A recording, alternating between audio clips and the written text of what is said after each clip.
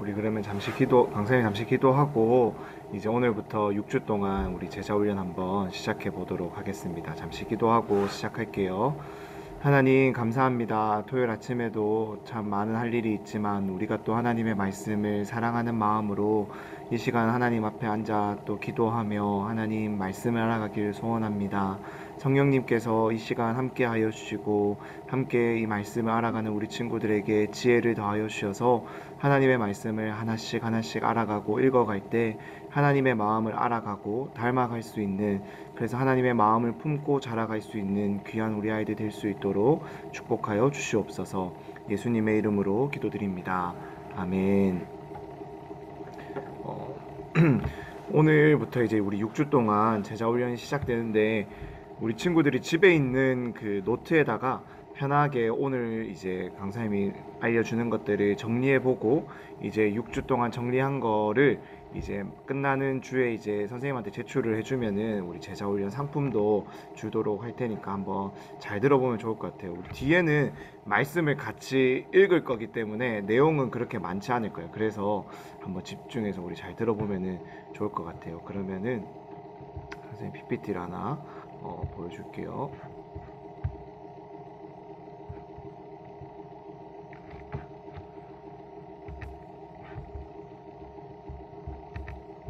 자, 화면 잘 보이지?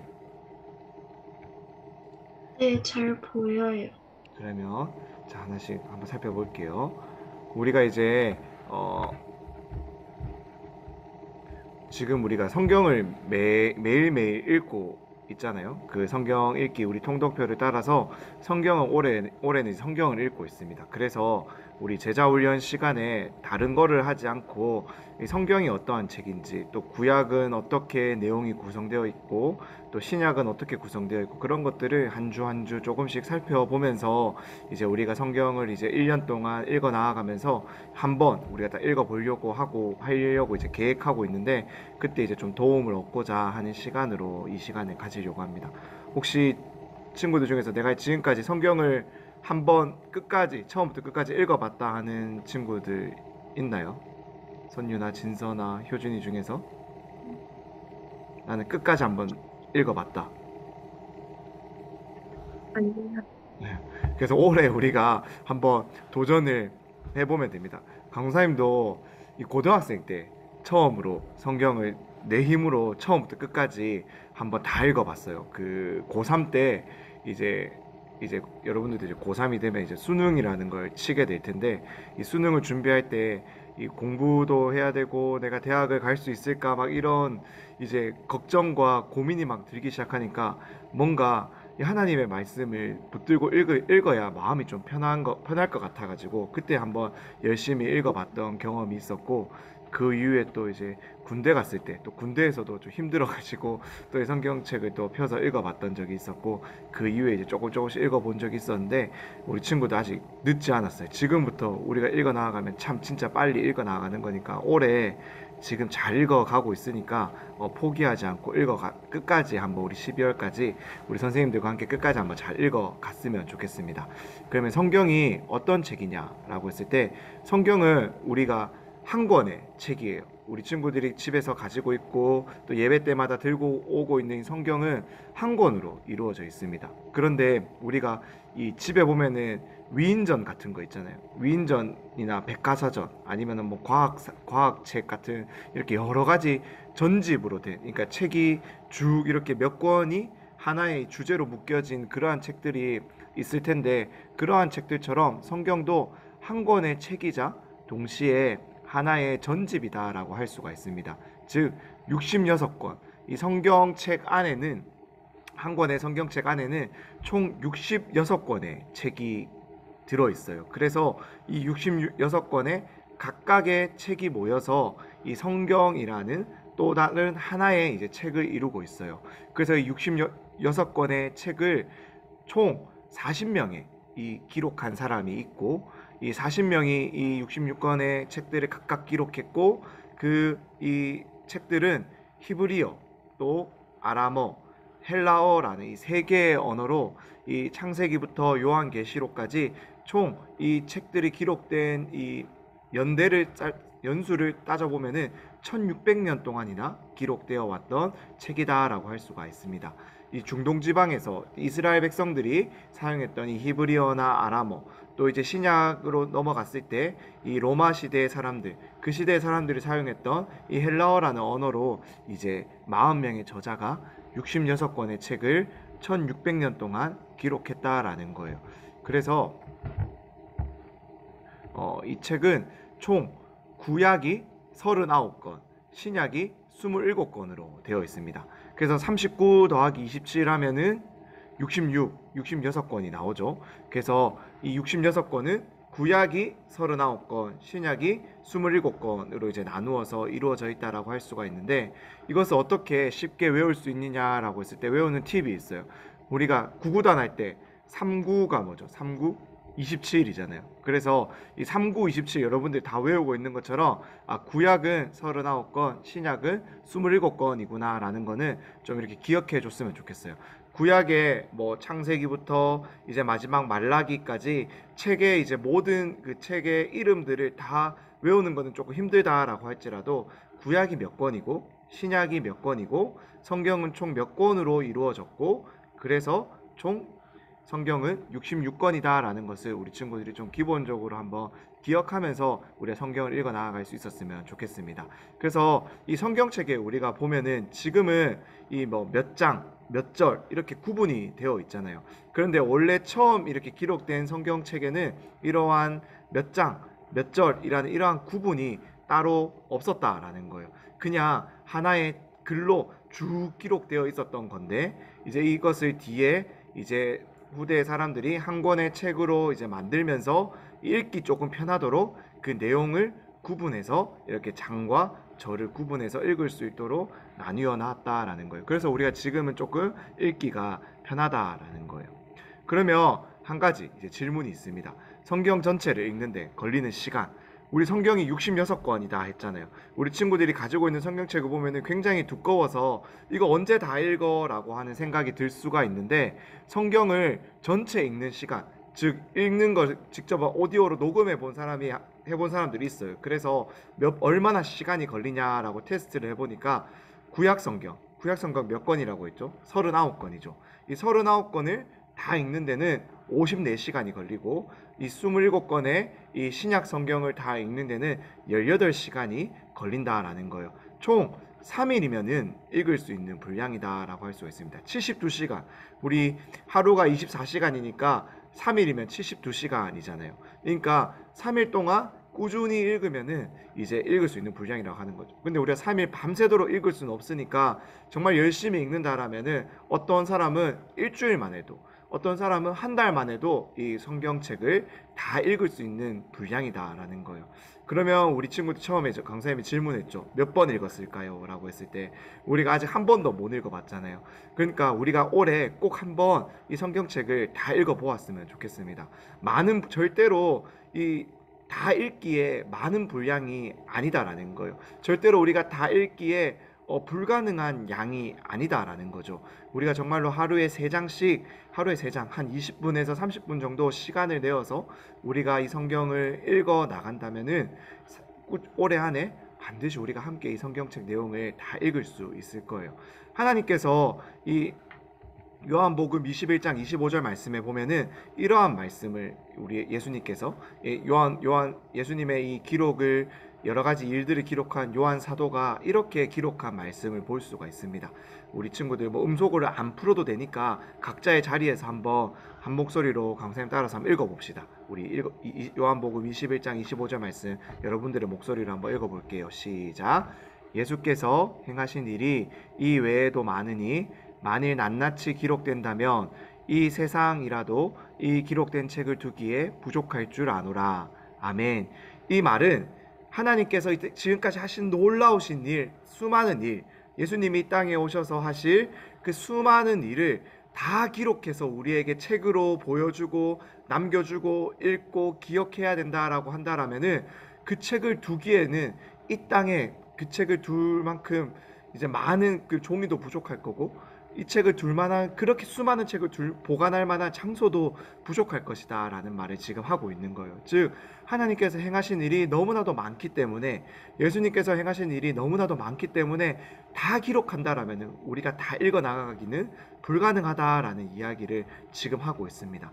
그런데 하나님께서 성경을 우리에게 주신 분량, 이 구약 39권, 신약 27권, 이렇게 우리에게 이 성경을 주셨는데, 이 성경 3일이면 다 읽을 수 있는 이 분량만큼을 우리에게 주신 이유는, 하나님께서 너희가 너무나도 많아서 이 성경을 다 읽어 나아가는 것을 포기하도록 하는 것이 아니라, 너희가 마음만 먹으면은 내가 너희를 얼마나 사랑하는지, 이 땅을 어떻게 만들었는지를 알 수 있는 이 성경책을 우리에게 주셨으니까, 읽을 수 있는 분량으로 주셨으니까, 너희가 살아가는 동안 반복해서 이 성경책을 읽어 나가면서 하나님께서 우리를 얼마나 사랑하는지를 날마다 기억하고 알아갔으면 좋겠다라는 마음이 우리에게 읽을 수 있는 분량만큼 기록해 주신 이 성경책의 분량에 담긴 하나님의 마음이다라고 할 수가 있어요. 그러니까 우리 친구들, 올해부터 우리가 정말로 매년 내가 하루 1년에 한 번은 꼭 성경책을 읽어 나아가겠다라고 한번 다짐해 보았으면 좋겠습니다. 강도사님도 처음 읽을 때는, 이 성경책을 처음 읽을 때는 도대체 이게 무슨 말이지? 라고 하면서 이해가 안 되는 부분이 너무 많았어요. 우리가 성경에 사용되는 이 표현들이나 이러한 것들이 사실 요즘 우리가 말을 하고 친구와 대화하고 뭔가를 배울 때 사용하는 이러한 표현들은 아니다 보니까 사실 조금 어려울 수도 있어요. 그런데 어렵다고 해서 우리가 다 이해할 수 없다라고 해서 읽지 않는다라고 하면은 우리는 아마 평생 이 성경책을 한 번이라도 제대로 읽어 나아가기가 어려울 거예요. 이해가 되지 않는 부분들은 그냥 읽기만 하고 넘어가도 좋아요. 강사님도 처음 읽을 때는 전혀 잘 이해가 안 됐거든요. 근데 2번, 3번, 5번, 10번 이렇게 읽어 나아가는 것들이 쌓이고 쌓이다 보니까 조금씩 조금씩 하나님이 무엇이라고 말씀하고 계시는지 그 마음이 느껴질 때가 있고 이해될 때가 있더라고요. 우리 친구들도 이제 12살, 13살 이렇게잖아요. 여러분들이 지금부터 하루 1년에 한 번씩 읽어 나아가면은, 강사님 올해 33살인데 여러분들과 거의 6학년 친구들과는 20살 차이가 나잖아요. 여러분들이 강사님 나이가 됐을 때는 20번이나 성경책을 읽는 거죠. 그렇게 되면은 지금의 강도사님이 성경을 보면서 이해하는 것보다 여러분들이 더 많이 그리고 더 깊이 이해할 줄로 믿습니다. 하나님께서는 당신의 사랑하는 자녀들에게 이 말씀을 읽어 나아갈 때 이해할 수 있는 마음들을 분명히 불어넣어 주세요. 그러니까 우리 친구들, 오늘부터 우리가 성경을 읽을 때 이렇게 한번 기도해 봤으면 좋겠습니다. 하나님, 제가 이 성경 말씀을 오늘 또 3장 읽으려고 하는데 이 말씀 이해할 수 있는 마음을 주세요. 성령님, 이 말씀을 이해할 수 있는 마음을 주세요라고 기도하고 읽어 나아간다면 하나님께서 분명히 말씀을 이해할 수 있는 힘과 능력을 주실 줄로 믿습니다. 그렇게 우리 친구들 힘을 내어서 우리가 계속해서 이 성경 말씀을 읽어갔으면 좋겠어요. 그러면 오늘은 이제 이 구약 성경에 대해서 조금 먼저 우리가 좀 살펴보려고 하는데, 구약 성경이 총 몇 권이라고 했죠? 우리가 39권이라고 했잖아요.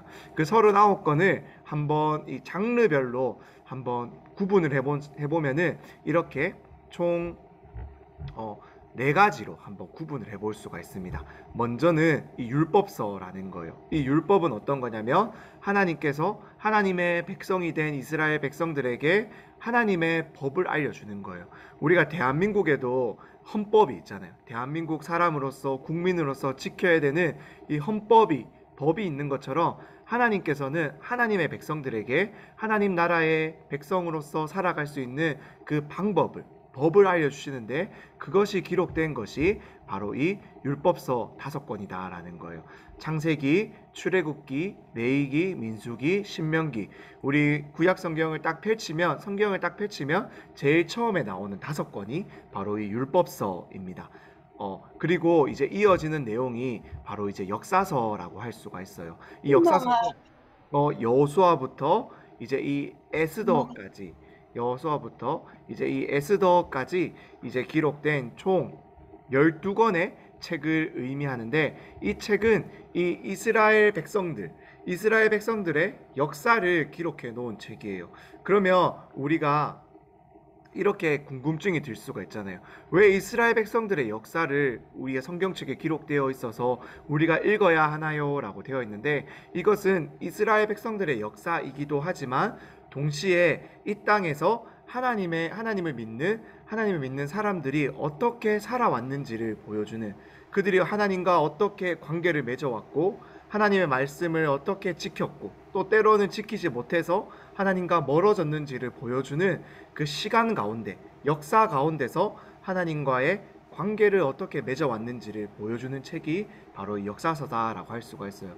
그러니까 이 이스라엘의 역사를 우리가 왜 알아야 되냐라는 질문 가운데, 이스라엘의 역사이지만 동시에 우리도 동일하게 이러한 삶을 살아가고 있다라는 거, 하나님과 어떠한 관계를 맺고 있는지, 하나님의 말씀을 우리는 어떻게 생각하고 또 어떻게 따르고 때로는 어기고 있는지를 이 역사서를 통해서 우리는 자세히 볼 수가 있다라는 거예요.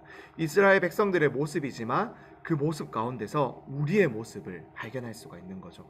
그렇기 때문에 이 역사서도 우리에게 주는 교훈이 많고 참 중요하다라고 할 수가 있습니다. 그리고 이어지는 내용이 이제 시가서예요. 욥기부터 시편, 잠언, 전도서, 아가서까지 이 5권의 시가서가 기록되어 있는데, 때로는 하나님을 노래하기도 하고 때로는 하나님께서 우리에게 알려주신 지혜를 찬양하기도 하고 감탄하기도 하고, 때로는 우리가 살아가면서 힘들 때가 있잖아요. 하나님, 내 삶 가운데 왜 이렇게 어려운 일이 있나요? 하나님, 내 삶 가운데 왜 이렇게 힘든 일이 있나요? 라고 하면서 하나님께 기도하기도 했던 내용들, 하나님이 알려주신 지혜를 찬양하기도 했던 내용들이 바로 이 시가서에 기록되어 있어요. 우리 친구들, 시는 산문이랑 조금 다르잖아요. 노래로 되어 있고 운율이 있는 것처럼 이 시가서도 마찬가지로 노래로 되어 있기도 하고 운율이 있기도 해서, 참 이스라엘 백성들이 지금도 이 시편의 내용들을 예배드릴 때 노래하기도 합니다. 우리가 예배드릴 때 찬양 드리는 찬송가에도 이 시편의 고백들, 이 성경의 고백들을 기반해서 음을 붙여서 기록되어 있는 내용들이 참 많아요. 즉, 찬양은 하나님의 말씀을 노래로 고백하고 있는 거다라고 할 수가 있는 거죠. 그렇기 때문에 이 하나님께서 우리에게 주신 기쁨을 노래로 고백하고 있는 것이 바로 이 시가서에 기록된 내용이다라는 거예요. 그래서 이 시가서의 내용들을 살펴보다 보면은 얼마나 하나님이 놀라우신 분인지 알 수가 있고, 그 놀라우신 하나님을 우리가 어떻게 더 찬양하고 감사해야 될지도 배울 수 있다라는 것입니다. 그리고 이어지는 이제 구약의 내용은 바로 이 예언서다라고 할 수 있어요. 이 예언서는 크게 이 다니엘서까지 해서 대선지서라고 나눠지고, 이 호세아부터 말라기까지는 이 소선지서라고 나눌 수 있는데, 예언을 한 선지자가 더 큰 사람, 더 작은 사람이 아니라 이 예언의 내용이 많아서 기록된 내용이 많은 책을 이제 대선지서라고 할 수 있고, 그 기록의 내용이 조금 짧고 간단한 사람들을 이제 간단한 내용들을 소선지서다라고 나눌 수가 있어요. 그래서 이 다니엘서까지 이 5권을 대선지서, 호세아부터 말라기까지 소선지서라고 할 수가 있습니다. 이 예언서는 어떤 거냐면은 이 역사서, 즉 이스라엘의 이 역사 가운데 하나님께서 그들을 향한 사랑을 보여주셨음에도 불구하고 이스라엘 백성들이 하나님을 떠날 때가 있었어요. 이스라엘 백성들이 이 하나님을 떠났을 때 하나님께서는 이 선지자를 보내어서 그들을 하나님께로 돌아오도록 이 이야기를 계속해서 말씀을 전해주고 알려주었는데, 그때 이제 기록된 그 역사적인 내용과 그 예언의 내용들이 기록된 책이 바로 이 예언서다라고 할 수가 있습니다. 나중에 우리가 성경을 읽어 나아가고 또 이제 5주차, 6주차 때 되면은 강사님이 좀 더 이 예언서의 내용을 한번 자세히 한번 한번 설명해 줄 수 있도록 할 테니까, 오늘 이렇게 간단하게 구약의 성경 39권이 이렇게 구분된다라는 것을 한번 우리가 한번 알아두고 넘어가면 좋을 것 같아요. 이 채팅에 보니까 연우가 이해가 잘 안 된다고 되어 있는데, 혹시 연우의 어떤 부분이 이해가 안 되는지 한번 이야기를 해주면 강사님이 한번 조금 더 설명을 해줄 수 있을 것 같아. 마이크 켜서 얘기해줘도 되고 아니면 채팅 쳐서 한번 알려줘도 될 것 같은데, 한번 혹시 아, 처음부터 안 들어서 그렇구나. 어, 이거 지금 강사님이 녹화를 하고 있거든. 그러니까 그래서 유튜브에 또 올려줄 테니까 못 들은 부분은 다시 한번 들어보면은 좋을 것 같아. 그러면은 계속해서 우리가 한번 계속 이어서 가보도록 하겠습니다. 이렇게 성경이 총 66권, 우리가 성경을 총 3일 만에 읽을 수 있는 그런 하나님이 우리에게 반복해서 읽을 수 있도록 알려주신 그러한 분량이다라는 것도 살펴봤고, 이 구약 39권은 이렇게 구분된다라는 것도 우리가 한번 살펴봤어요. 오늘은 이 모세오경에 대해서 조금 더, 이 율법서에 대해서 조금 더 한번 살펴보려고 합니다. 율법서, 모세오경은 이 성경책 처음에 나오는 5권이다라고 했어요. 모세가 기록했기 때문에 모세 오경이다라고 할 수가 있습니다. 5권 뭐라고 했죠? 창세기, 출애굽기, 레위기, 민수기, 신명기, 이렇게 이 5권을 율법서다라고도 하기도 하고 모세 오경이다라고도 합니다. 이 모세 율법서라고 한 이유는 하나님의 백성으로서 우리가 이 땅 가운데 살아갈 수 있는 그 방법을, 그 법을 하나님께서 알려주시고, 하나님의 백성은 하나님과 어떠한 관계를 맺어야 되는지를 알려주시기 때문에 이 율법이다, 법이다 라고 하는 거예요. 그럼 창세기부터 한 권씩 우리가 한번 차례차례 한번 알아가 보도록 하겠습니다. 창세기는 이 모세오경, 이 5권의 책 가운데 이 서론의 역할을 하는 거예요. 즉, 이 5권 가운데 이 5권이 이제 어떠한 내용이 이어지고 왜 이 5권의 내용이 주어졌는지를 알려주는 서론의 역할을 하는 거다라고 할 수가 있는데, 하나님께서 아브라함이라는 그 이스라엘 민족의 조상이 되는 아브라함을 불러서 아브라함에게 하신 약속이 어떻게 이루어지는가 하는 것이 이 창세기에 기록된 좀 핵심이다라고 할 수가 있어요. 아브라함을 부르기 전에, 아브라함은 창세기 12장에 나오는데 이 창세기 11장까지는 하나님께서 이 땅을 창조하시고 사람을 지으시고 그 사람이 어떻게 죄를 짓고 타락하게 되는지를 기록해 놓은 이제 내용이 이 11장까지 기록되어 있고, 그렇게 타락한 사람, 죄를 지어서 도저히 소망이 없고 희망이 없을 것만 같은 사람들 가운데서 하나님께서 이 아브라함을 불러주셔서, 하나님께서 아브라함을 통해서 내가 너를 통해서 이 땅 가운데 복을 줄 거고 구원을 이루어 줄 수 있도록 약속의 자손을 이렇게 너를 통해서 이 땅 가운데 줄 것이다, 약속의 땅을 줄 것이다 라는 그러한 여러 가지 약속이 어떻게 이루어지는가 하는 것이 이 창세기에 나오는 내용이에요.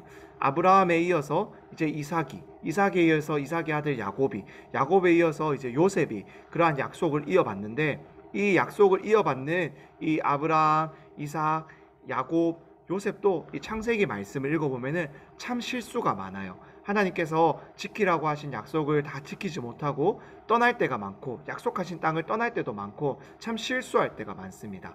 그런데 창세기 말씀을 보면은 그러한 아브라함과 이삭과 야곱과 요셉을 하나님께서 계속해서 지켜주시고 복을 주시고 도와주시는 내용이 나온다라는 거예요.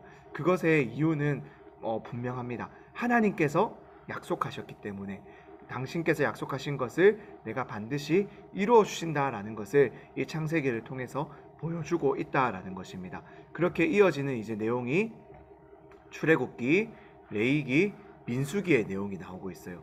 이 출애굽기, 레위기, 민수기는 이 모세를 지도자로 해서 하나님과 이스라엘 사이에 중보자인 모세가 이제 이스라엘 백성들을 애굽에서, 노예 가운데 있던 애굽에서 데리고 출애굽한 이야기가 이 출애굽기, 레위기, 민수기에 기록된 내용입니다. 그래서 이 출애굽기에 처음에 보면은 이스라엘 백성들이 애굽에서 노예로 살아가면서 참 힘들게 살아갔을 때, 참 어렵게 살아갔을 때 그들을 하나님께서 기억하시고 그 애굽의 10가지 재앙을 내리고 그들을 어떻게 구원해냈는지, 그리고 이제 구원해낸 그들을 시내산이라는 곳으로 이끌어서 그곳 가운데서 하나님이 모세를 통하여서 약속의 말씀을 주어서 이 이스라엘 백성들과 약속을 맺는 내용이 바로 이 출애굽기에 기록이 되어 있어요. 그래서 그 율법이 이 레위기에 잘 기록이 되어 있습니다. 하나님의 백성으로서 예배는 어떻게 드려야 되고, 하나님의 백성으로서 어떻게 하나님과 관계를 맺어야 되고, 이웃들과 관계를 맺어야 되고, 이방의 문화들과 신들을 따르면 안 되는지를 이 레위기에 잘 기록이 되어 있어요. 그래서 이 약속을 받은 이 이스라엘 백성들이 하나님께서 약속하신 땅으로 출발하는 것이, 다시 그 여정을 떠나는 것이 바로 이 민수기의 내용에 나오고 있습니다. 그래서 이 민수기의 내용은 어떤 거냐면은 너희가 이제 약속의 말씀을 받았으니까 얼마나 잘 지키는지 한번 살펴보자라고 하면서 한번 시험해보는 내용이 바로 민수기다라고 할 수 있습니다. 그런데 이 민수기에서 이스라엘 백성들은 그 시험에서 실패하게 됩니다. 여전히 하나님의 약속의 말씀을 알고 가지고 있지만 지키지 못하는 모습을 계속해서 보여주고 있어요. 하지만 그 가운데서 하나님께서는 이 이스라엘 백성들을 계속해서 지켜주시는 모습이 이 민수기에 나오고 있다라는 것입니다. 그렇게 우리가 창세기, 출애굽기, 레위기, 민수기 4권의 내용을 짧게 살펴보았다면 마지막으로 우리가 이어지는 이 모세오경의 5번째 책이 신명기예요. 이 신명기는 다시 한 번 더 우리의 마음 가운데 율법을 새겨준다라는 하나님의 말씀을 새겨준다라는 뜻이 담겨 있는데, 하나님과 이 출애굽한 이후에 이제 광야에서 태어난 이 2세대, 즉 광야에서 처음으로 이제 태어나게 된 그 이스라엘 백성들, 즉 출애굽을 경험해 보지 못한 10가지의 재앙을 내리는 것을 직접 경험해 보지 못하고 귀로만 들어왔던 그 이스라엘 백성들에게 하나님께서 다시 한 번 더 약속의 말씀을 들려주시고 약속, 언약을 맺으면서 너희가 이제 이 약속의 말씀을 지켜야 된다라는 것을 들려주는 내용이 이 신명기에 기록되어 있습니다. 즉 조상들이 맺은 언약을 이제 나와 하나님이 다시 맺었습니다라고 이들이 다짐하면서 이 계약을 갱신하는 것을 의미하는 거예요. 그래서 이 신명기에 보면은 출애굽기, 레위기, 민수기에 나오는 이 약속의 말씀이 또다시 반복되어 나오는 것처럼 그 약속의 말씀이 또다시 기록되어 있는 것이 등장합니다. 그런데 그것은 단순히 내용의 반복이 아니라 우리 조상들에게 해주셨던 약속의 말씀을 내가 다시 한 번 더 지키겠습니다, 나의 약속으로 받아들이겠습니다 라고 하는 내용이 바로 이 신명기에 나오는 책이다라고 할 수가 있습니다. 우리가 이렇게 좀 간단하게 창세기, 출애굽기, 레위기, 민수기, 신명기의 내용을 한번 살펴보았습니다. 이러한 내용을 담고 있는 책이 바로 이 5권의 책이다라는 것입니다. 그래서 이 모세오경을 우리가 조금 더 잘 이해하기 위해서 창세기, 출애굽기, 레위기, 민수기, 신명기를 조금 더 잘 이해하기 위해서는 언약, 즉 약속의 의미를 우리가 잘 이해할 필요가 있습니다. 이 언약은 하나님께서 우리에게 맺어주시는 이 약속은 2가지가 있어요. 2가지 있는데 그것이 뭐냐면은 바로 왕의 언약과 국제조약으로 한번 정리가 될 수 있는데, 이 왕의 언약은 무엇이냐라고 하면은 무조건적인 약속이다라는 거예요. 즉 하나님께서 우리 하나님께서 이스라엘 백성들에게 그리고 우리들에게 내가 이것을 무조건적으로 너희에게 지켜줄게 라고 했던 것이 바로 이 언약이다라는 거예요. 그 약속이 뭐냐면 아브라함과 맺었던 약속이에요.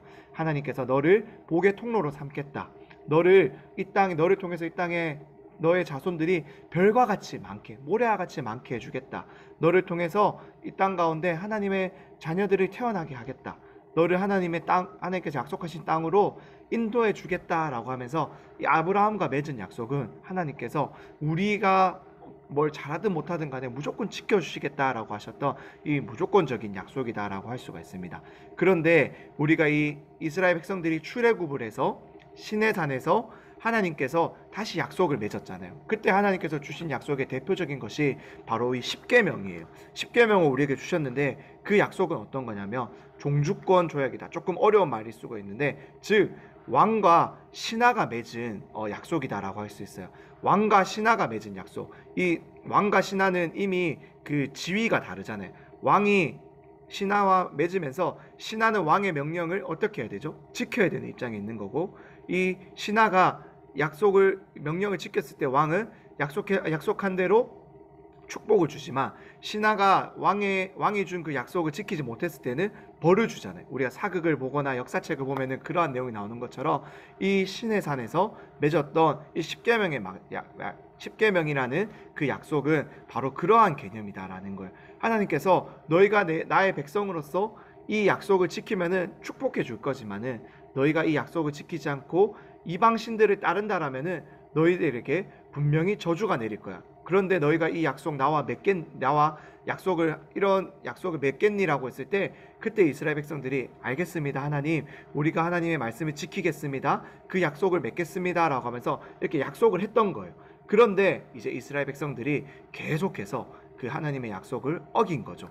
그러면 어떻게 되죠? 하나님께서 벌을 줘야 되는데 하나님께서 그 벌을 주지 않고 계속해서 참으시고 또 참으시는 내용이 바로 이 역사서의 책에 등장하는 내용이다라는 걸. 그러다가 하나님께서 참다가 이 자녀들을 되돌리기 위해서, 우리가 요즘 이제 매주 주일마다 이 예언서의 말씀을 살펴보고 있잖아요. 그래서 하나님께서 선지자를 보내서 돌아와라, 너희가 돌아오지 않으면 하나님께서 벌을 주실 거다라고 하다가 결국에 바벨론으로 잡혀가게 되는 그러한 벌을 받게 되고, 그러한 벌을 통해서라도 하나님께서는 이스라엘 백성들을 고치기 위해서 그러한 일을 하셨다라는 거예요. 이 모세오경에 주어진 약속은 이렇게 두 가지의 약속이 있습니다. 하나님께서 무조건 지켜주겠다, 너희를 나의 자녀로 삼아주겠다라고 하는 이 무조건적인 약속이 있고, 너희가 지키면 복을 주고 어기면 저주를 받게 된다라고 하나님과 계약을 맺었던 이 종주권 약속이 있다라는 거예요. 이렇게 하나님께서는 우리에게 두 가지 약속으로 우리의 관계를 맺어가고 있어요. 그래서 이 두 가지 약속 안에서 이제 이스라엘 백성들의 역사가 펼쳐지는 거죠. 우리의 삶도 마찬가지입니다. 우리도 하나님께서 우리를 자녀 삼아 주셨어요. 그런데 하나님의 말씀을 우리에게 또 주시면서 그 말씀을 지키면 내가 너희에게 복을 줄게 라고 말을 하고 있어요. 그런데 우리가 어기면 저주를 받을까요? 우리가 받아야 될 저주를 예수님께서 다 받으셨다라는 거죠. 예수님께서 다 받으시고 우리를 그 죄 가운데서 구원해 주셨기 때문에 우리에게 하나님께서 이제 나의 아들이 대신 너희가 말씀을 지키지 못하면 받게 되는 저주를 다 받았기 때문에 너희가 내 말씀을 듣고 지키면은 너희는 내가 주는 축복을 받아 누릴 수 있어라고 우리에게 지금 알려주고 계신다라는 거예요. 그러니까 우리가 하나님의 말씀을 더 잘 알고 더 듣고 지켜야 될 이유가 여기에서도 발견할 수가 있는 것입니다. 이미 예수님께서 우리가 받아야 될 죄를 다 짊어지시고 십자가에 달려 죽으셨어요. 그렇기 때문에 우리는 다시 한 번 더 하나님 앞에 나아갈 수 있게 됐고, 하나님의 말씀을 지킬 때 하나님이 주시는 놀라운 복을 누리며 살아갈 수 있는 자들이 되었다라는 거죠. 그렇기 때문에 날마다 말씀을 읽으며 하나님이 우리에게 부어주시는 은혜를 받아 누릴 수 있는, 받아 먹을 수 있는 우리들이 될 수 있었으면 좋겠습니다. 이렇게 이 아브라함의 언약은 무조건적 언약이다, 신에서 언약은 조건적 언약이다, 이러한 것들을 한번 기억해 보면, 한번 우리 친구들이 한번 적어놓고 한번 살펴보면은 좋을 것 같아요. 네, 그럼 이렇게 한번 살펴보고 우리가 이 율법을 주신 이유를 마지막으로 한번 좀 살펴보면은, 이 율법을 주신 이유는 이스라엘 백성들에게 하나님의 은혜로 구원을 받는 존재다라는 것들을 좀 기억하게 해주기 위해서 우리들에게 법을 주셨다라는 것입니다. 하나님이 법을 다 지켜서 너희가 나의 백성이 되어야 된다라는 것이 아니라, 이미 아브라함을 부르실 때 하나님께서는, 그때는 율법이 없었어요. 율법이 없을 때 아브라함을 부르시고 이미 자녀 삼아 주셨다라는 거예요. 그리고 이제 이 율법을 주어서 너희는 이제 나를 믿는 백성들이기 때문에 이방인들과는 구분되는 삶을 살아가라, 하나님의 백성다운 삶을 살아가라 라고 하면서 하나님께서 베풀어 주신 보호장치다라고 할 수가 있습니다. 우리 부모님들이 우리 친구들에게 안전을 보장해 주기 위해서 때로는 위험한 일은 하지 못하게 하잖아요. 어린아이에게 칼을 주지 않는 것처럼 하나님께서 이스라엘 백성들이 하나님을 잘 믿고 나쁜 이방 사람들의 그런 문화나 그러한 습관을 따라가지 않도록 하나님께서 이스라엘 백성들을 지켜주기 위해서 주신 것이 바로 이 율법이다라는 걸, 결코 우리를 괴롭히기 위해서 주신 것이 아니다라는 것을 기억하며, 지금 우리도 이 율법의 정신을 한번 기억했으면 좋겠습니다. 하나님이 우리에게 하나님의 말씀을 주신 것은 우리를 어렵게 하기 위해서, 괴롭게 하기 위해서가 아니라 복을 주시기 위해서, 이 땅 가운데 더욱더 하나님의 자녀답게 살아가기 위해서 우리에게 이것을 주셨다라는 것, 우리 친구들이 한번 기억해 볼 수 있었으면 좋겠습니다. 그러면 우리가 왜 이렇게 율법을 지키며 거룩하게 살아야 되는가? 그 답은 간단해요. 하나님이 거룩하시기 때문에 그렇다라는 것입니다. 거룩하다라는 것은 구별된다라는 거예요. 구별된다라는 것은 죄와 구별된다라는 것입니다. 죄와 구분된다라는 거예요. 하나님은 죄를 미워하시고 심판하시는 분이시지 죄와 결코 함께 하시는 분이 아니다라는 것입니다. 하나님께서는 하나님의 백성으로 하나님의 자녀로 부른 우리들을 죄로부터 구분시키기를 원하세요. 죄로부터 구별시켜서 안전하게 죄와는 상관없이 이제는 하나님의 자녀로서 안전하게 살아가기를 원하신다라는 거예요. 그렇기 때문에 하나님은 우리에게 이 율법의 정신을 기억하며 너희가 살아가라. 이 율법의 정신을 기억하며 하나님의 말씀을 날마다 기억하며 살아갈 때 너희가 그 죄로부터 구별되고 안전해질 수 있다라고 우리들에게 들려주고 있습니다. 사랑하는 우리 친구들, 우리 주변에는 너무나도 수많은 죄의 유혹이 지금도 날마다 넘치고 있어요. 우리가 그런 수많은 죄의 유혹을 이겨낼 수 있는 유일한 방법은 우리를 구별시켜 주시는 그 죄 가운데서 딱 끊어주시는 하나님의 말씀으로 날마다 우리의 마음을 지킬 때, 날마다 우리의 마음을 가득 채울 때 가능한 줄로 믿습니다. 그렇기에 날마다 우리가 강사님 따라서 큐티도 하고 이렇게 성경책도 날마다 읽어 나아간다면 적어도 우리 친구들이 하루에 30분에서 많으면 1시간 정도는 하나님의 말씀을 읽고 묵상해 보는 시간으로 채워지게 될 거예요.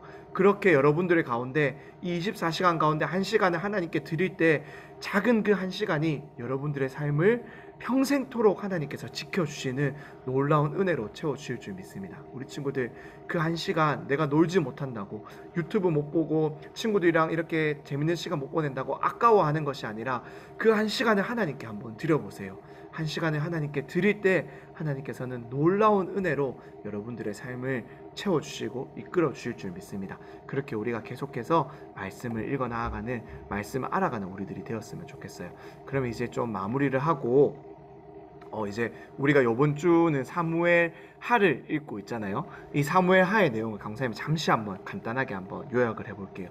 이 사무엘 하의 핵심 내용, 이 사무엘 하의 핵심 내용은 어떤 거냐면은 이 다윗이 주인공인데, 이 다윗, 아무리 완벽해 보이는 다윗이라도 인간에 불과하며 죄가 있다라는 것, 죄 가운데 놓여 있고 하나님의 은혜가 없이는 다윗이 완벽한 사람처럼 보일 수가 없다라는 것을 우리들에게 보여주고 있습니다. 이 사무엘하 7장을 읽어보면은 사무엘하 7장에는 하나님께서 이 다윗에게 약속을 주는데, 내가 너의 자손들에게 영원한 왕위를 주겠다. 너의 자손을 통해서 이 너의 왕위가 끊어지지 않겠다라고 하는 왕조에 대한 약속을 줍니다. 지금 놀라운 약속이죠. 다윗의 자손들이 계속해서 이 땅 가운데 왕으로서 살아가겠다. 너의 자손 가운데 왕이 태어나겠다라고 하는 놀라운 약속을 주신 거예요. 그런데 그 약속은 다윗이 대단해서가 아니라 하나님의 은혜가 놀라운 것, 하나님께서 그 약속을 신실하게 실수 없이 놓치지 않고 지켜주시겠다라는 것을 보여준다라는 거예요. 이 사무엘하를 읽어가다 보면은 이 다윗이 롤러코스터를 타는 모습을 볼 수가 있어요. 이 사무엘하 1장에서 9장까지는 다윗이 롤러코스터를 타면은, 우리가 롤러코스터 타본 친구들 알잖아요. 이월드 가서 부메랑을 타면은 꼭대기까지 올라가잖아요. 이 꼭대기까지 올라가는 모습을 보여줍니다. 이 9장까지의 모습을 보면은 굉장히 다윗이 성공한 모습을 보여줘요. 왕으로서 이제 이스라엘의 왕이 되고 빼앗겼던 언약궤가 이 예루살렘으로 돌아오고 주변의 많은 나라들을 정복하면서 이 이스라엘 땅이 넓어지고 이제 굉장히 강력한 나라가 되는 것을 이 9장까지의 내용에 보여주고 있습니다. 그런데 이 10장에서부터요, 이 20장까지 보면은 다윗이 추락하는 모습. 우리가 롤러코스터 꼭대기에 가면 어떻게 되죠? 이 이월드 가도 이제 부메랑이나 카멜백 같은 거 타면 쭉 떨어지잖아요. 그런 것처럼 다윗이 추락하는 모습을 보여줘요. 다윗의 죄를 여과 없이 보여줘요. 우리아를 죽이는 모습, 충신이었던 이 우리아를 죽여버리고 그의 아내 밧세바를 빼앗아 버리고 이 십계명을 어기는 모습들을 보여줍니다. 그러자 하나님께서는 그 다윗을, 회개하는 다윗을 용서해 주시지만 그 죄에는 대가가 있다, 죄에는 죄값이 있다라는 것을 보여주세요. 하나님의 벌을 보여주시는데, 다윗의 아들 이 압살롬이 반역을 일으키고 아들들끼리 막 서로 죽이는 모습을 보여주고 또 쫓겨다니면서 이 어려운 시간을 이제 겪게 되는 다윗의 모습을 이 10장에서 20장까지의 내용을 보여주고 있습니다. 그리고 마지막 21장에서 24장은 다윗의 긍정적인 모습도 또 부정적인 모습도 보여주고 있어요.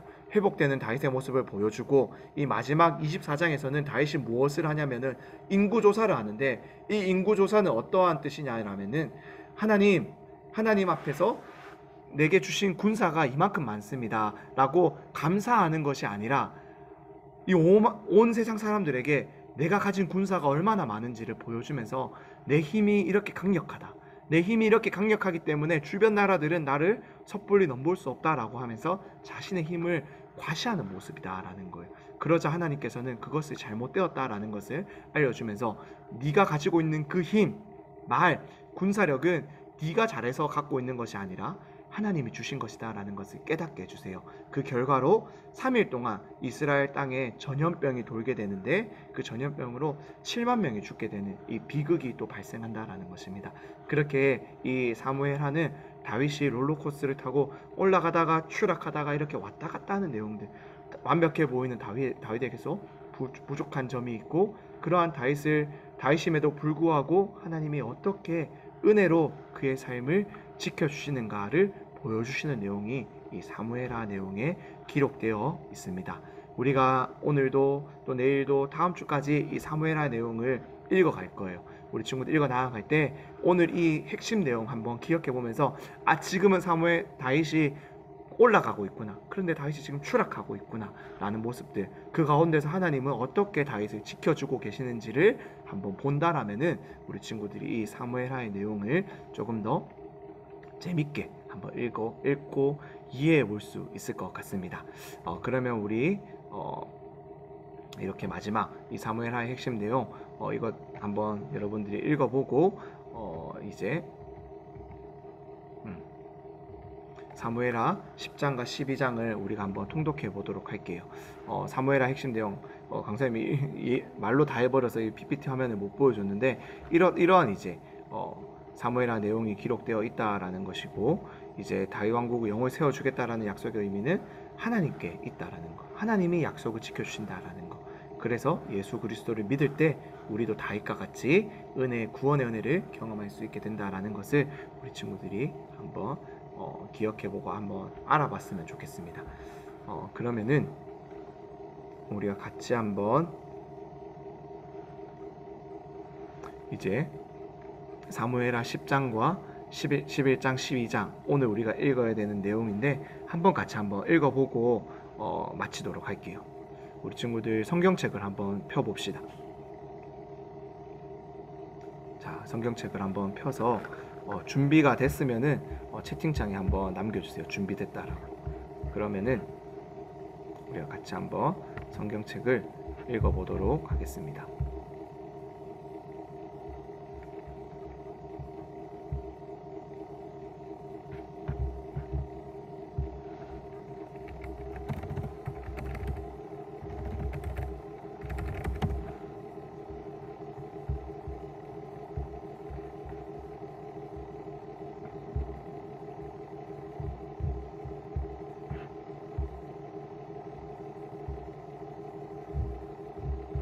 다 준비가 됐을까요? 혹시나 성경책이 지금 없는 친구들은 강사님이 화면에 보여줄 테니까 화면을 한번 보면서 사무엘하 10장에서 12장까지 오늘 이제 우리가 읽어야 될 부분인데 강사님이 화면을 한번 보여줄게요. 이 화면을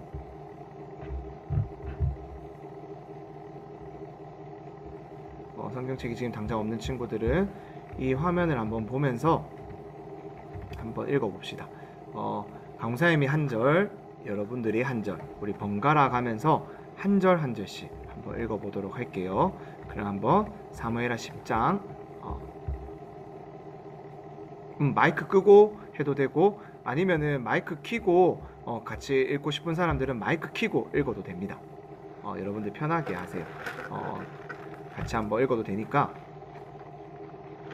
마이크 켜고 해도 되고 마이크 꺼도 해도 되니까 한번 우리 10장 1절부터 우리 12장까지 한번 같이 한번 읽어봅시다. 20분 하면 20분도 안 걸릴 거예요. 전 같이 읽으면 또 금방 읽거든요. 우리 한번 1절부터 읽어보도록 하겠습니다. 시작. 그 후에 암몬 자손의 왕이 죽고 그의 아들 하눈이 대신하여 왕이 되니 다윗이 이르되 내가 나하스의 아들 하눈에게 은총을 베풀되 베풀되 그의 아버지가 내게 은총을 베푼 것 같이 하리라 하고 다윗이 그의 신하들을 보내 그의 아버지를 조상하라 하니라. 다윗의 신하들이 암몬 자손의 땅에 이르매 암몬 자손의 관리들이 그들의 주 한운에게 말하되 왕은 다윗이 조객을 당신에게 보낸 것이 왕의 아버지를 공경함인 줄로 여기시나이까. 다윗이 그의 신하들을 당신에게 보내 이 성을 엿보고 탐지하여 함락시키고자 함이 아니니까. 이에 한운이 다윗의 신하들을 잡아 그들의 수염 절반을 갖고 그들의 의복의 중동 돌기까지 자르고 돌려보내 사람들이 이 일을 다윗에게 알리니라. 그 사람들이 크게 부끄러워하므로 왕이 그들을 맞으러 보내 이르기를 너희는 수염이 자라기까지 여리고에서 머물다가 돌아오라 하니라. 암몬 자손들이 자기들이 다윗에게 미움이 된 줄 알고 암몬 자손들이 사람을 보내 베르홈 아람 사람과 소바 아람 사람의 보병 2만 명과 마아가 왕과 그의 사람 1,000명과 굽 사람 12,000명을 고용한지라. 다윗이 듣고 요압과 용사의 온 무리를 보내매 암몬 자손은 자손은 나와서 서문 어귀에 진을 쳤고 소비와 르호 아람 사람과 굽과 나아와 사람들은 따로 절에 있더라. 요압이 자기와 맞서 앞뒤에 친 적진을 보고 이스라엘의 선발한 자 중에서 또 엄선하여 아람 사람과 싸우려고 진치고 그 백성의 남은 자를 그 아우 아비새의 수하에 맡겨 암몬 자손과 싸우려고 진치게 하고 이르되 만일 아람 사람이 나보다 강하면 내가 나를 돕고 만일 암몬 자손이 너보다 강하면 내가 가서 너를 도우리라. 너는 담대하라. 우리가 우리 백성과 우리 하나님의 수고들을 위하여 담대하자. 여호와께서 선히 여기시는 대로 행하시기를 원하노라 하고 원하노라. 요압과 그와 함께한 백성이 아람 사람을 대항하여 싸우려고 나아가니 그들이 그 앞에서 도망하고 암몬 자손은 아람 사람이 도망함을 보고 그들도 아비새 앞에서 도망하여 성읍으로 들어간지라. 요압이 암몬 자손을 따라 예루살렘으로 돌아가니라. 아람 사람이 자기가 이스라엘 앞에서 패하였음을 보고 다 모임에 하다네셀이 사람을 사람을 보내 강 건너쪽에 있는 아랍 사람을 불러내매 그들이 헬람에 이르니 하다네셀의 군사령관 소박이 그들을 거느린지리라. 어떤 사람이 다윗에게 알림해 그가 온 이스라엘을 모으고 요단을 건너 헬람에 이름에 아람 사람들이 다윗을 향하여 진을 치고 더불어 싸우더니 아람 사람이 이스라엘 앞에서 도망한지라. 다윗이 아람 병거 700대와 마병 30명을 죽이고 또 그 군사령관 소박을 치매 거기서 죽으니라. 하다네셀에게 속한 왕들이 자기가 이스라엘 앞에서 패함을 보고 이스라엘과 화친하고 섬기니 그러므로 아람 사람들이 두려워하여 다시는 암몬 자손을 돕지 아니하니라. 아멘. 우리 11장도 같이 한번 읽어볼게요.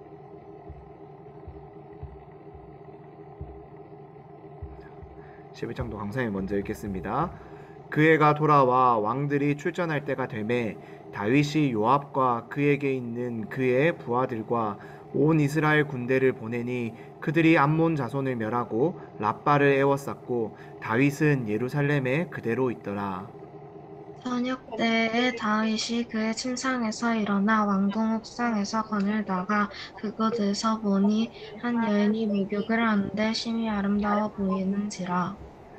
다윗이 사람을 보내 그 여인을 알아보게 하였더니 그가 아뢰되 그는 엘리암의 딸이요 햇사람 우리아의 아내 바세바가 아니니까 하니 다윗이 전령을 보내어 그 여자를 자기에게로 데려오게 하고 그 여자가 그 부정함을 깨끗하게 하였으므로 더불어 동침하매 그 여자가 자기 집으로 돌아가니라.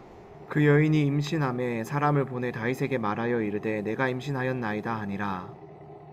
다윗이 요압에게 기별하여 햇사람 우리아를 내게 보내라 하매 요압이 우리아를 다윗에게로 보내니 우리아가 다윗에게 이르매 다윗이 요압의 안부와 군사의 안부와 싸움이 어떠했는지를 묻고 그가 또 우리아에게 이르되 내 집으로 내려가서 발을 씻으라 하니 우리아가 왕궁에서 나가매 왕의 음식물이 뒤따라 가니라.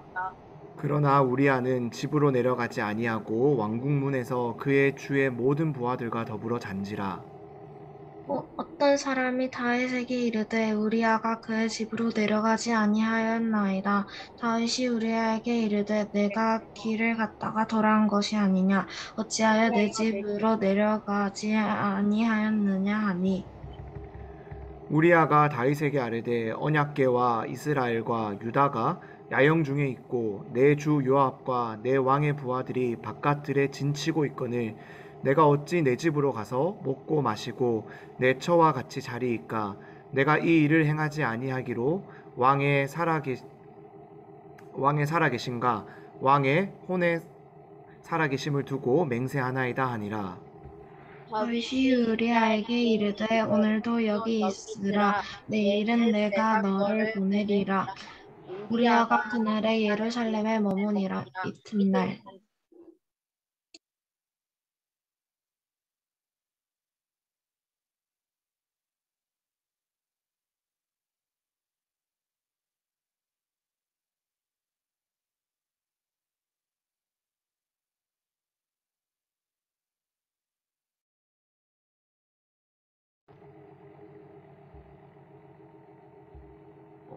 갑자기 화면이 지금 다시 보이고 있어요, 여러분?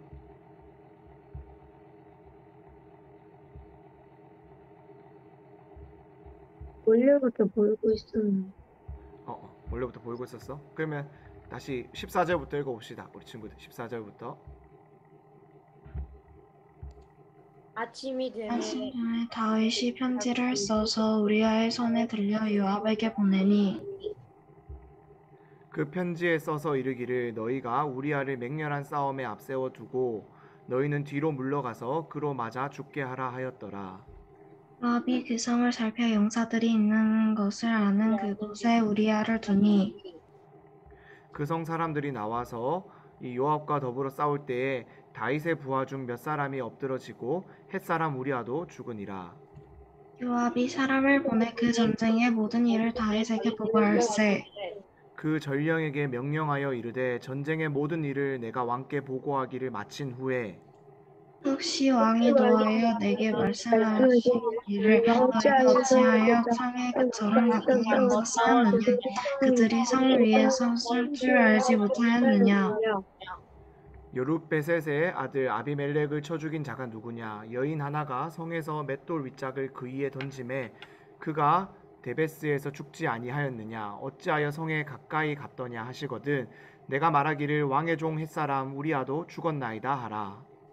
전령이 가서 다윗에게 이르러 요압이 그를 보낸 모든 일을 다윗에게 아뢰어 이르되 그 사람들이 우리보다 우세하여 우리를 향하여 들로 나오므로 우리가 그들을 쳐서 성문 어기까지 미쳤더니 활을 쏜 자들이 성 위에서 왕의 부하들을 향하여 쏘매 왕의 부하 중 몇몇 사람이 죽고 왕의 종 햇사람 우리아도 죽었나이다 하니 다윗이 전령에게 이르되 너는 요압에게 이같이 말하기를 이 일로 걱정하지 말라 칼은 이 사람이나 저 사람이나 삼키느니라 그 성을 향하여 더욱 힘써 싸워 함락시키라 하여 너는 그를 담대하게 하라 하니라.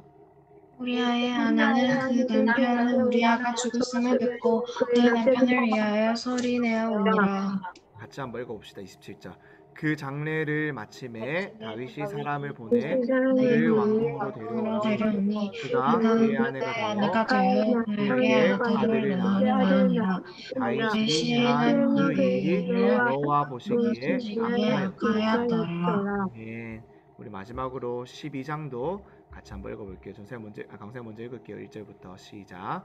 여호와께서 나단을 다윗에게 보내시니 그가 다윗에게 가서 그에게 이르되 한 성읍에 두 사람이 있는데 한 사람은 부하고 한 사람은 가난하니 그 구한 사람은 양과 소가 10이나 가난한 사람은 아무것도 없고 자기가 사서 기르는 작은 암양 새끼 한 마리뿐이라.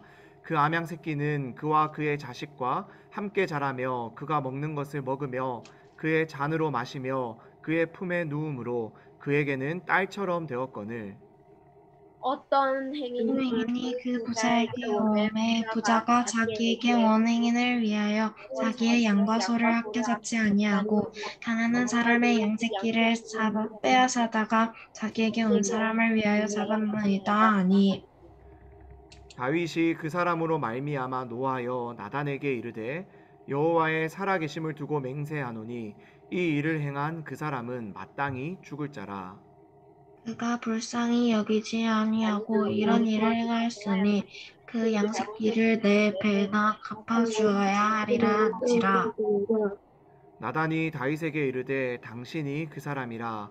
이스라엘의 하나님 여호와께서 이와 같이 이르시기를 내가 너를 이스라엘 왕으로 기름 붓기 위하여 너를 사울의 손에서 구원하고 내 주인의 집을 내게 주고 내 주인의 아내들을 내 품에 두고 내가 유다족에게 맡겼으니라. 만일 그것이 것 같으면 내가 내게 이것저것을 이것저것을 더 주었으리라. 그러한데 어찌하여 내가 여호와의 말씀을 업신여기고 나 보기에 악을 행하였느냐. 내가 칼로 햇사람 우리아를 치되 암몬 자손의 칼로 죽이고 그의 아내를 빼앗아 내 아내로 삼았도다. 이제 내가 나를 어주하고 핵사람 우리아의 아내를 빼앗아 내 아내로 삼았은즉 팔이 내 집에서 영원토록 떠나지 아니하리라 하셨고 여호와께서 또 이와 같이 이르시기를 보라 내가 너와 내 집에 재앙을 일으키고 내가 내 눈앞에서 내 아내를 빼앗아 내 이웃들에게 주리니 그 사람들이 내 아내들과 더불어 백주에 동침하리라. 너는 은밀히 행하였으나 나는 이스라엘 앞과 백주의 일을 행하리라 하셨나이다 하니 다윗이 나단에게 이르되 내가 여호와께 죄를 범하였노라 하매 나단이 다윗에게 말하되 여호와께서도 당신의 죄를 사하셨나니 당신이 죽지 아니하려니와.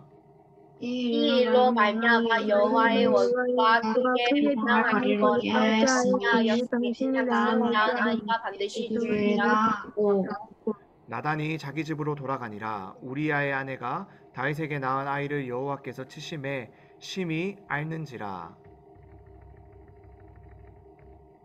다윗이 그 아이를 위하여 하나님께 구하되 다윗이 금식하고 함에 들어가서 밤새도록 땅에 엎드렸더니 그 집의 늙은 자들이 그 곁에 서서 다윗을 땅에서 일으키려 하되 왕이 듣지 아니하고 그들과 더불어 먹지도 아니하더라. 이름 안에 그 아이가 죽으니라. 그러나 다윗의 신하들이 그 아이가 죽은 것을 왕에게 아뢰기를 두려워하니 이는 그들이 말하기를 아이가 살았을 때에 우리가 그에게 말하여도 왕이 그 말을 듣지 아니하셨나니 어떻게 그 아이가 죽은 것을 내게 아뢰 수 있음이라.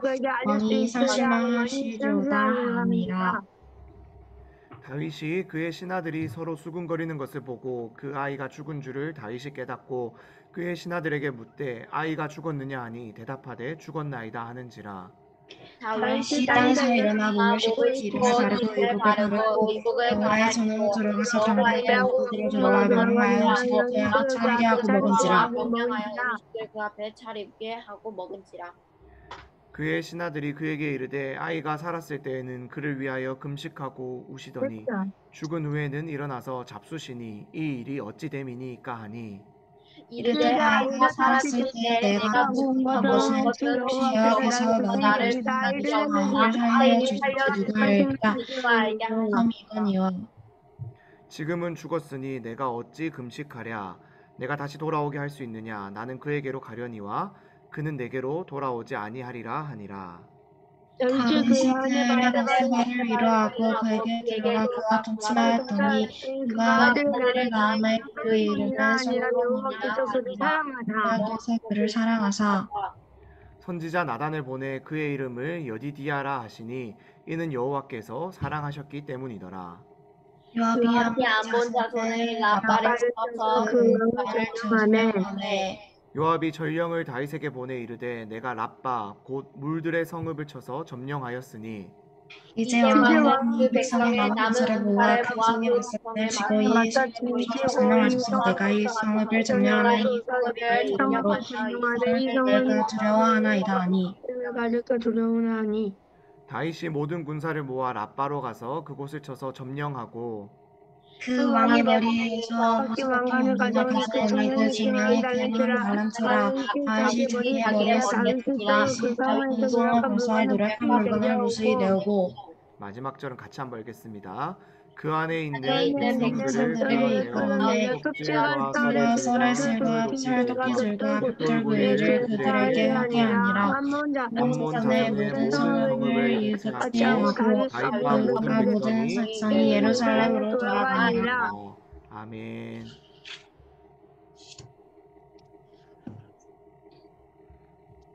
네, 우리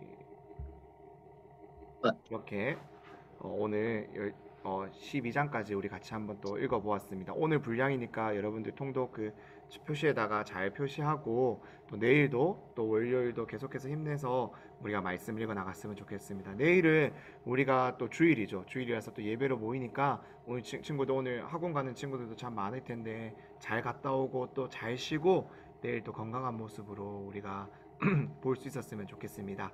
그럼 강사님 잠시 기도하고 오늘 첫 번째 제자훈련 1주차 마치도록 할게요. 잠시 기도하겠습니다.